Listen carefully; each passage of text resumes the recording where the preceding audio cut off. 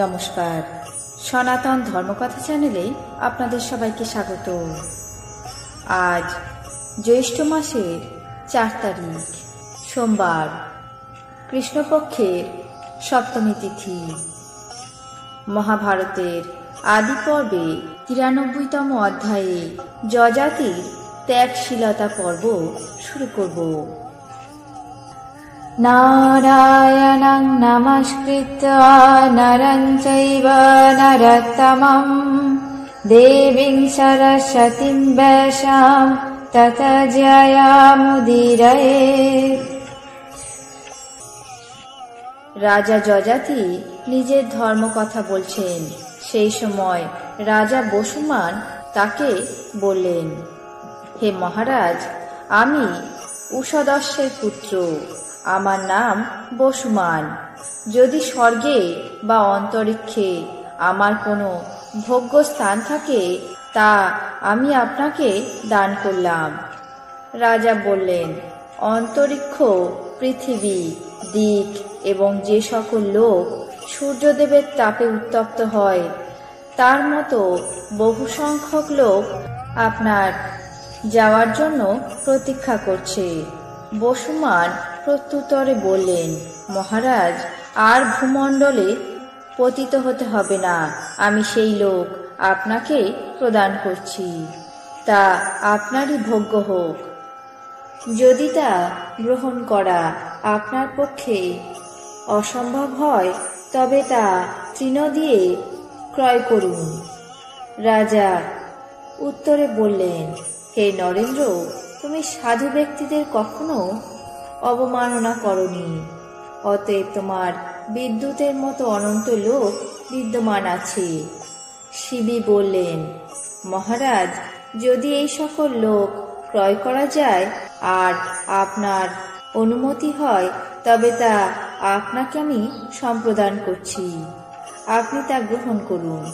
আমি দান করে পুনরায় তা গ্রহণ করব না, যেহেতু বিদ্বান ব্যক্তিরা দান করে কখনোই অনুতাপ করেন না। রাজা যজাতি বললেন, হে নরদেব, আপনি দেবরাজ তুল্য প্রভাব সম্পন্ন এবং আপনার ভোগ্য লোকও অনন্ত, কিন্তু আমি আজও পর্যন্ত অন্যের দেওয়া কোনো জিনিসই স্পর্শ করিনি, অতএব আপনার দানে আমার কোনো সম্মতি নেই। তখন অষ্টক বললেন, মহারাজ, যদি আমাদের দেওয়া একটি লোকও স্বীকার না করেন তবে আমরা আপনাকে সমস্ত কিছু প্রদান করে বরং নরকে গমন করব। রাজা প্রত্যুত্তরে বললেন, আমার পক্ষে যা উপযুক্ত হয় তা আমি সম্পাদন করব, কারণ সাধু ব্যক্তিরা স্বভাবতই সত্যপরায়ণ হয়ে থাকে, কিন্তু যা আমার অদৃষ্টে নেই সেই বিষয় ভোগ করতে আমি কখনোই সম্মত নই। অষ্টক বললেন, মহারাজ, যে সকল সুবর্ণময় রথে আরোহণ করে লোকে শাশ্বত ধামে গমন করতে ইচ্ছা করে সেইরূপ 5খানি রথ দেখা যাচ্ছে, এগুলি কার? রাজা বললেন, ওই সকল সুবর্ণময় রথ তোমাদেরকে বহন করবে, ওগুলি জ্বলন্ত অগ্নিশিখার মতো দেখা যাচ্ছে। অষ্টক বললেন, মহারাজ, আপনি ওই রথে আরোহণ করে অন্তরিক্ষে গমন করুন এবং নির্দিষ্ট কাল উপস্থিত হলে আমরাও আপনাকে অনুসরণ করব। রাজা বললেন, আমরা কর্মফলে সকলেই স্বর্গ জয় করেছি, অতএব চলো সমবেত হয়ে সেখানে যাই।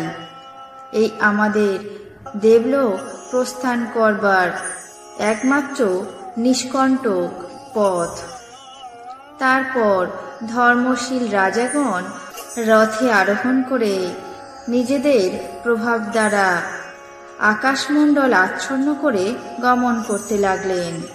সেই সময় অষ্টক বললেন, আমি মনে করেছিলাম দেবরাজ ইন্দ্র আমার সখা, আমি আগে তার কাছে যেতে পারব, কিন্তু কুশিনরের পুত্র শিবী মহাবেগে অশ্বগণকে অতিক্রম করে চলে যাচ্ছেন। এর অভিপ্রায় কি? রাজা যযাতি বললেন, কুশিনরের পুত্র যত ধন সম্পদ উপার্জন করেছিল তার সমস্তই দেবলোকে সমর্পণ করেছেন। অতএব শিবিরাজ আমাদের সর্বাপেক্ষা শ্রেষ্ঠ, অসামান্য বুদ্ধিসম্পন্ন। শিবিরাজ দান, তপস্যা, সত্য, ধর্ম, লজ্জা, ক্ষমাশীল এবং বিধিবিধানে নিপুণ। এমন গুণে তিনি অলঙ্কৃত। তাই শিবিরাজ অত্যন্ত সুশীল এবং সৌম্য। সেই কারণে তিনি সবার আগে সেখানে যাচ্ছেন। অষ্টক কৌতূহলী মনে পুনরায় জিজ্ঞাসা করলেন, হে মহারাজ, এখন জিজ্ঞাসা করছি, আপনি কোথা থেকে এসেছেন এবং আপনার পিতার নাম কি? আর আপনি যে সকল কাজ করেছেন তার মতো অন্য কোনো ক্ষত্রিয় বা ব্রাহ্মণ করতে পারে না কেন?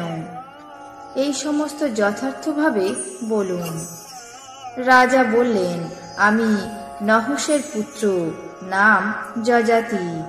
আমি পৃথিবী রাজ্যের সম্রাট ছিলাম। আমি তোমাদের সামনে সমস্ত রহস্য প্রকাশ করছি। আমি আসলে তোমাদের মাতামহ। আমি সমস্ত পৃথিবীমণ্ডল জয় করেছি।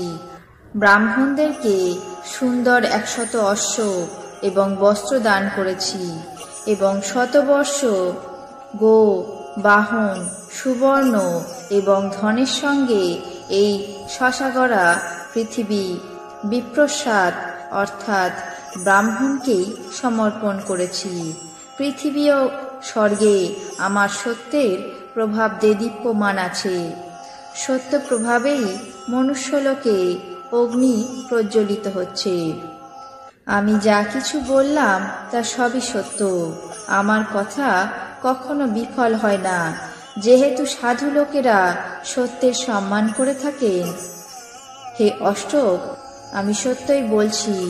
উষাদর্শের পুত্র প্রতর্দন, মুনি এবং দেবগণ তারা সত্যের প্রভাবেই সকলের পূজনীয় এবং মান্য হয়েছেন। আমরা নিজেদের পুণ্য বলে সুরলোক জয় করেছি। অতএব যে ব্যক্তি আমাদের কাছে অকপটে নিজের রহস্য ভেদ করতে পারবেন এবং ব্রাহ্মণদের প্রতি সম্মান করবেন, তিনি পরবর্তীকালে আমাদের সমান স্বর্গধাম লাভ করতে পারবেন। এইভাবে রাজা যযাতি নিজের দৌহিত্রগণের দ্বারা উদ্ধারপ্রাপ্ত হয়ে মহীয়সী কীর্তি সংস্থাপন করে পৃথিবী পরিত্যাগ করে স্বর্গে গমন করলেন। আজ মহাভারতের আদি পর্বের 93তম অধ্যায়ে রাজা যযাতির ত্যাগশীলতা পর্ব এখানেই শেষ করছি। এখন জেনে নেব আজকের 12টি রাশির রাশিফল। মেষ যশ বৃদ্ধি, বৃষ সঞ্চয় বৃদ্ধি, মিথুন প্রীতিসঙ্গ, কর্কট পারিবারিক সমস্যা, সিংহ পতনের আশঙ্কা, কন্যা অর্থ ব্যয়, তুলা অপদস্থ, বৃশ্চিক অবৈধ প্রণয়, ধনু নৈতিক উন্নতি, মকর পেটের সমস্যা, কুম্ভ নিরানন্দ, মীন হতাশা। এই ছিল আজকের দিনের রাশিফল। আপনাদের কেমন লাগলো তা অবশ্যই কমেন্ট বক্সে জানাবেন। চ্যানেলটিকে সাবস্ক্রাইব করবেন, লাইক করবেন, শেয়ার করবেন। ধন্যবাদ।